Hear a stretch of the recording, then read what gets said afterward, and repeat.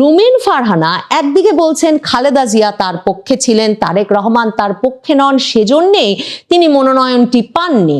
কিন্তু সত্যিই কি এমনটা ঘটেছে, নাকি রুমিন ফারহানার সঙ্গে ঘনিষ্ঠ মানে বিএনপিতে অন্য যারা বিভিন্নভাবে প্রভাব বিস্তার করেন তাদের কারো কারো সঙ্গে তারেক রহমানের এখন যে দূরত্ব, তার ফলাফল এই ঘটনা?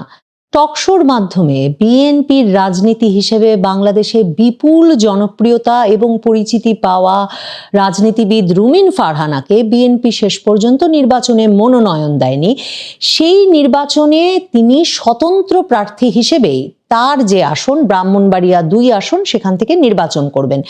বিএনপি তাকে সহ 9 জনকে খালেদা জিয়ার মৃত্যুর দিনে দল থেকে বহিষ্কার করেছে দলের সিদ্ধান্তের বিপরীতে গিয়ে দলের শৃঙ্খলা ভঙ্গের অভিযোগে। রুমিন ফারহানা বলছেন, এই যে খালেদা জিয়ার মৃত্যুর দিনে তাকে বহিষ্কার করা হলো, এটা গভীরভাবে সংকেতপূর্ণ একটি ঘটনা। রুমিন ফারহানা ব্রাহ্মণবাড়িয়া 2 আসনটি, যেটির সীমানা নির্ধারণ নিয়েও এ দফাতেও নির্বাচন কমিশনে যখন প্রথম সীমানা নির্ধারণের শুনানি অনুষ্ঠিত হলো, সেদিনও তিনি গিয়ে বিএনপির অন্যান্য মনোনয়ন প্রত্যাশীদের দলের তরফে একরকমের প্রতিরোধের সম্মুখীন হয়েছিলেন।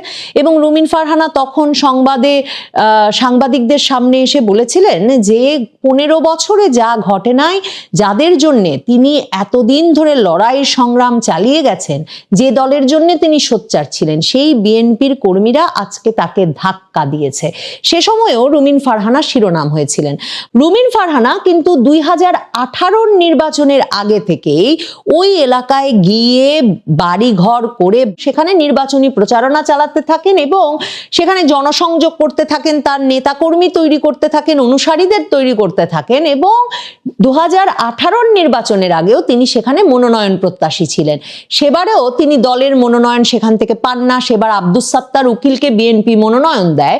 কিন্তু পরে বিএনপি 2018 সালের নির্বাচনে যে একটি নারী সংসদ সদস্য পদ পেয়েছিল, তাদের 5 জন বিজয়ী সংসদ সদস্য বিপরীতে, সেই সংরক্ষিত নারী আসনে তখন কিন্তু বিএনপির তরফে রুমিন ফারহানাকে মনোনয়ন দেওয়া হয়েছিল এবং রুমিন ফারহানা সেই সুবাদে সংরক্ষিত নারী আসনের সদস্য হিসেবে সংসদে গিয়েছিলেন। নারী সংরক্ষিত আসনে তখন যে রুমিন ফারহানার মনোনয়ন, সেটাও কিন্তু লন্ডন থেকেই নির্ধারিত হয়েছিল, ঠিক যেমন ভাবে 2018 সালের প্রত্যেকটি আসনের মনোনয়ন, মানে সেবার তো বিএনপি ডক্টর কামাল হোসেনের নেতৃত্বে জোট গঠন করে জামায়াতে ইসলামী, বিএনপি, ডক্টর কামাল হোসেনের গণফোরাম সকলে একত্রে নির্বাচনে গেল।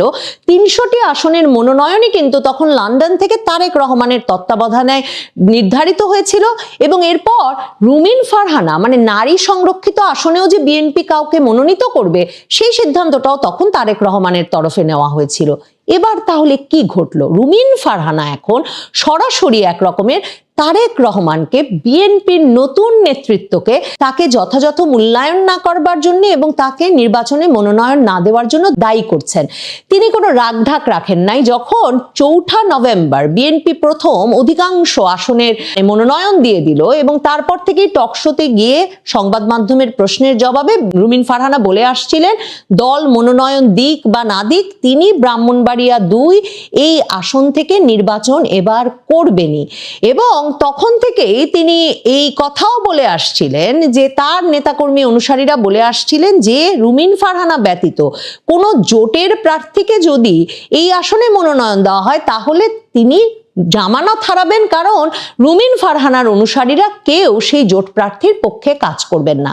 কিন্তু শেষ পর্যন্ত বিএনপি সেখানে জোট শরিক জমিয়তে উলামায়ে ইসলাম বাংলাদেশের সহসভাপতি মাওলানা জুনায়েদ আল হাবিবকে মনোনয়ন দিয়েছে। তিনি সেখানে খেজুর গাছের পক্ষে নির্বাচন করবেন।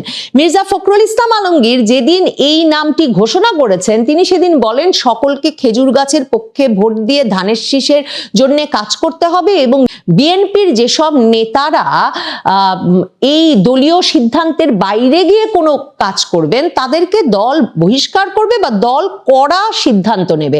রুমিন ফারহানা তখনও বলে রেখেছিলেন দল যদি বহিষ্কার করে বা শৃঙ্খলা ভঙ্গের অপরাধে কোনো ব্যবস্থাও নেয় তাও তার কিছু করার নাই, তিনি নির্বাচন করবেনই।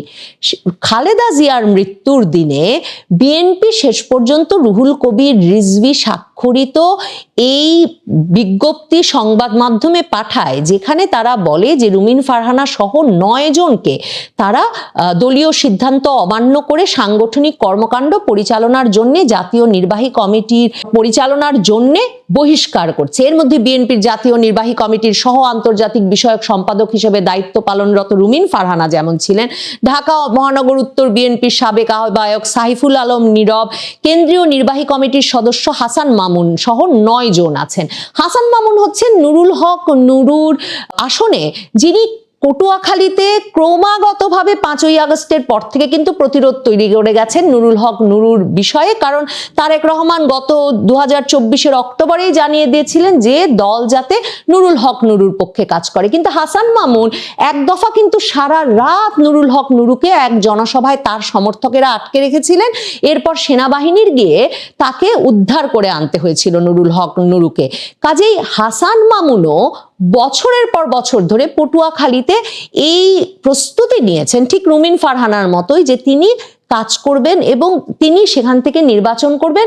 এখন তিনি মনোনয়ন পান নাই, মনোনয়ন পেয়েছেন দলের বাইরের একজন, তিনি হাসান মামুন, সাইফুল আলম নীরব, রুমিন ফারহানা সহ এই 9 জনই তাই স্বতন্ত্র হিসেবে মনোনয়নপত্র দাখিল করেছেন। এরা সবাই দৃঢ় প্রতিজ্ঞ যে এরা নির্বাচন করবেন। কিন্তু খুব স্বাভাবিকভাবে স্বল্প পরিচিত হওয়ায় রুমিন ফারহানার মনোনয়ন না পাওয়ার মতো আলোচনা আলোড়ন আর কেউ তুলতে পারছেন না, কারণ সকলেই রুমিন ফারহানাকে চেনেন, তিনি একজন সর্বজন পরিচিত ব্যক্তি এবং সকলেই বিএনপি বলতে রুমিন ফারহানাকে চেনেন বা রুমিন ফারহানা বলতেই বিএনপিকে বোঝেন। সেখানে বিএনপি এমন একজন